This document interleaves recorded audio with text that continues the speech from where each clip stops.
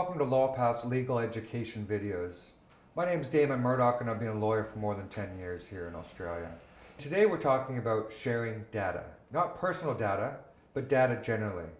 There are a lot of businesses out there that are collecting data, whether it's market research, whether it's personal information, whether it's consumer trends and forecasting those trends, whatever it might be, there's a lot of data and there's a lot of data that's worth a lot of money.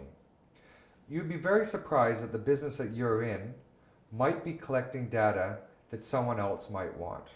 The question is how do you sell that data? And on what terms and conditions are you allowed to sell that data? The first thing is looking at whether that data incorporates personal information. You cannot just simply transfer personal information to somebody else. But there are scenarios where you can de-identify the data.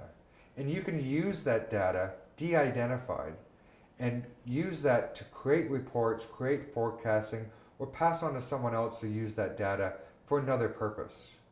There's a really good revenue stream that can be generated by sharing that data.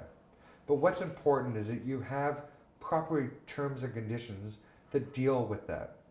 And a lot of times we'll put a clause in that says, we may be collecting personal information or other data from you. Visit our privacy policy to see how we deal with your data. Under no circumstances are we going to be sharing your personal data. Nevertheless, we do share some of the data collected on our website. That data will be de-identified and used for other purposes and possibly shared with our third-party suppliers. If you want more information about data integration, sharing data, privacy, GDPR, find out more by visiting LawPath's website at www.lawpath.com.au. For more information and more videos, make sure you subscribe to LawPath's YouTube channel. Thanks for watching this video, and I'll see you next time.